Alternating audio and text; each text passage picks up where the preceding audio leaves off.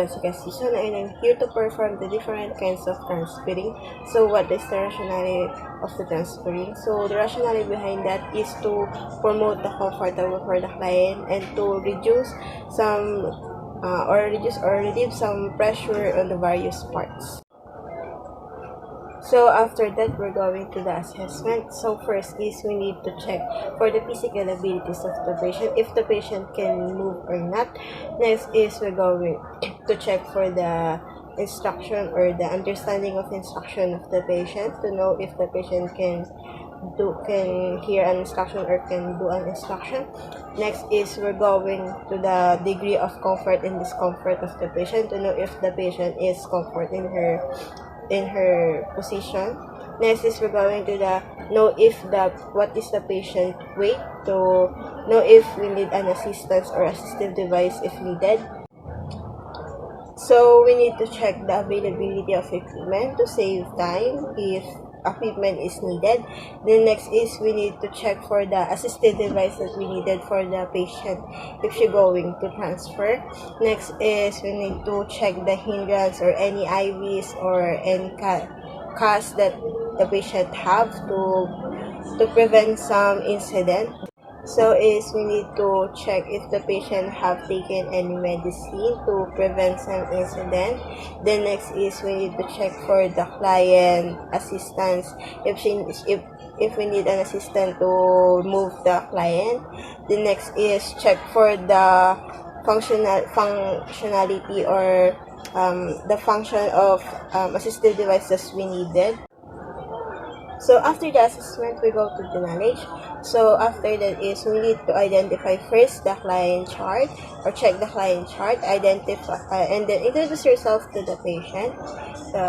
And then next is we need to explain the procedure to the patient to know if what you're going to do. And then next is we need to perform the hand hygiene or hand washing to prevent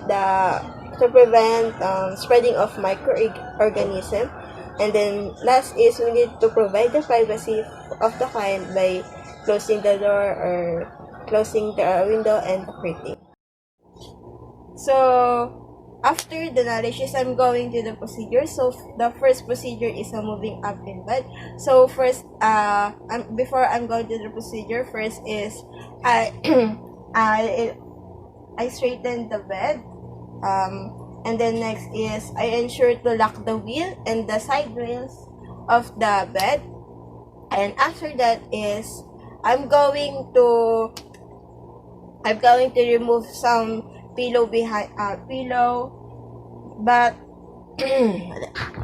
so I remove some pillow and leave one and I place it in the head of the bed for the safety of the client. And so first is I ask my patient to so after I remove some pillows and I leave one pillow and place it in the head of the bed. So I'm going to place the pillow in the bed. And then next is I instructed my patient to what you're going to do to leave her in the bed. So ma'am, I'm going to instruct you. So first is place your bend your knee and place your arm in the both side wheels.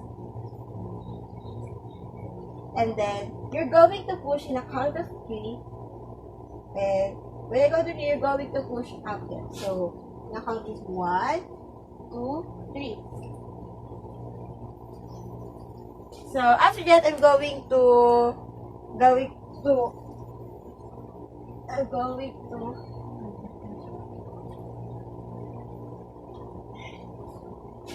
so that is the moving up in bed for the patient can able to reposition her.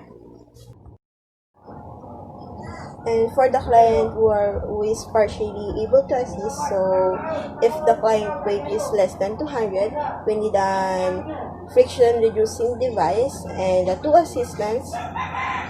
And then next is if the patient is more than 200 pounds, we need a friction friction reducing device, and for assistance or and two assistance. And if the patient is 300 pounds more than, we use an air transfer and two assistance, or a totally transfer lift. So after the moving up in bed, we're going to the log roll.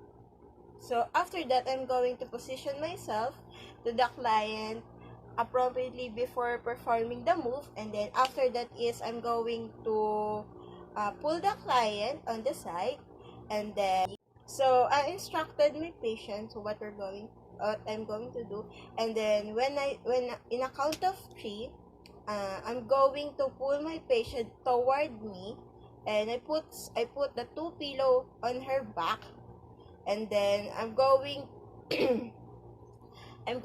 to place a pillow in her arm, and lengthwise in her legs. So I performed the leg rolling. So ma'am, can you put your arm in your chest, across, and then in a count of 3, I'm going to pull you toward of me.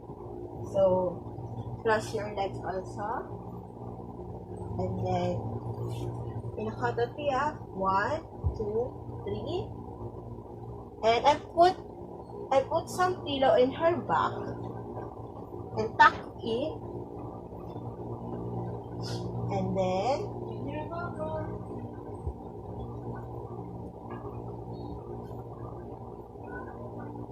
I place a 1 pillow in her legs, then twice,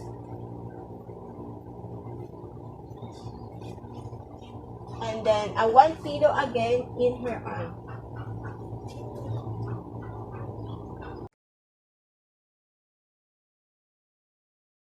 After the leg rolling, I'm going to the assisting the client to sit on the side of the bed or dangling. So before that, I'm going to hide the head of the bed. So the bed is not going to elevate. So I'm going to use the pillow to elevate her head. So I assist my patient.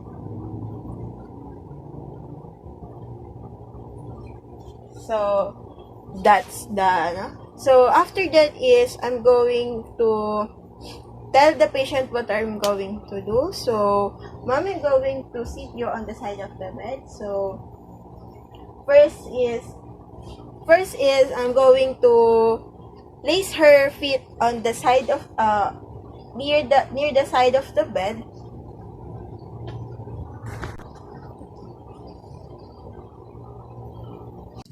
Next is I'm going to tell to the patient that, ma'am, can you cross your arm in your chest? And then so after that is I'm going to place my head in back of her shoulder, and then the one head is on her hips. So in the count of 1 to 3, we're going to push her mat. 1, 2, 3. So this is the dangling or sit beside of the bed. So after the sitting on the side of the bed, I'm going to the teaching moving leg exercise and deep breathing and coughing the procedure for the patient.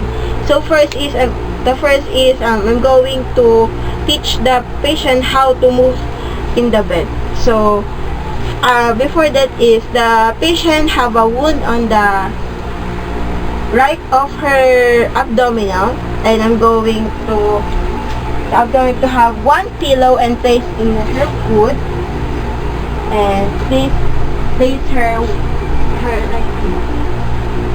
right arm on that pillow, and then her left arm is going to hold on the rail. So I'm going to instruct the patient in a count of 3, you're going to move upward of the bed. So ma'am, in a count of 3, you're going to move upward. So then 1, 2, 3. So that's the teaching moving for the patient. So after teaching moving the client is I'm going to teach the patient the 3-leg exercise. So first is I'm going to the knee first. So I'm going to flex her knee and then back again and then flex and back. The other one is flex and back and flex and back. And the next one is I'm going to plantar and the dorsiflexion and a plantar flexion on her feet. So I'm going to dorsiflexion and plantar flexion, dorsiflexion and plantar flexion. Next is dorsiflexion, plantar flexion, dorsiflexion and plantar flexion. So after that is I'm going to extend to the leg. So I'm going to flex her leg. So first is flex and then then flex, back, then extend and flex, extend and flex. The other one is so flex and extend, flex and extend, flex and extend. That is the 3-leg exercise. So after teaching the leg exercise to the patient, I'm going to teach the coughing and the deep breathing for the patient. So first is the deep breathing. So I get this cardboard or board, and then I'm going to place in her right foot. Ma'am, can you please place and hold in your hold, and then after that is I'm instruct my patient what you're going to do. So in count of 3, you're going to deep breathe, and then 1, 2, 3, and then hold in 3 seconds, and then 1, 2, 3, release. 1, 2, 3. So can we start? So in a go of 1, 2, 3. So 1, 2, 3, deep breathing, holding at least 1, 2, 3, and then release. 1, 2, 3. Another one, deep breathing, and release. 1, 2, 3. And after that is I'm going to teach my patient on how to cough. So the first is, mom, we're going to cough that it is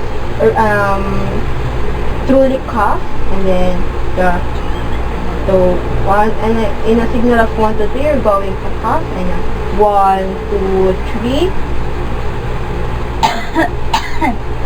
Another one, 1, 2, 3. Okay. That's the teaching of deep breathing and coughing for the patient. So after the teaching, moving, and leg exercise, deep breathing, and coughing, I'm going to the moving patient from bed to chair. So first is I'm going to elevate the bed so the feet of the patient can touch the floor. And then next, I'm going to place the patient on the side of the bed to sit, and then I'm going to stay the patient in a 20 minutes on the side of the bed to prevent the orthostatic hypertension. So ma'am, I'm going to move you on the chair. So before that, can you cross your arm on the chest I'm going to place my hand on the back of her shoulder, and one is on her hips. In the count of 3, you're going to sit beside of the bed. 1, 2, 3, and then the patient can stay in the side of the bed in a 20 or 10 minutes to prevent the orthostatic hypertension. So after that is I'm going to move the patient to the chair. So my right leg is in the middle leg of the patient, and then she's going to place her hand on my shoulder. Hand on my shoulder, and then I instruct her in the 1, 2, 3. She's going to Dip her body. And then, na-count out si Mama. 1, 2, 3. And then, slowly. And then, going to sit. So, that is the moving patient from bed to chair. So, after moving the patient and the bed to chair, the lastly is the assist the client in ambulating. So, the patient is in the side of the bed and she wear a slipper. So, say the patient sit in a few minutes in the side of the bed to prevent the orthostatic hypotension. And then when she ready to stand, assist her, and is the gait belt that placed in her waist to easy lift the patient to stand up. So I'm going to perform the I'm going to assist the patient to stand up. So I place my right foot in the middle of her both legs, and then she's going to place her head on my shoulder. And then in a count of 1, 2, 3, she's going to stand up. 1, 2, 3, and then assist her to walk if she can walk, and then assist her.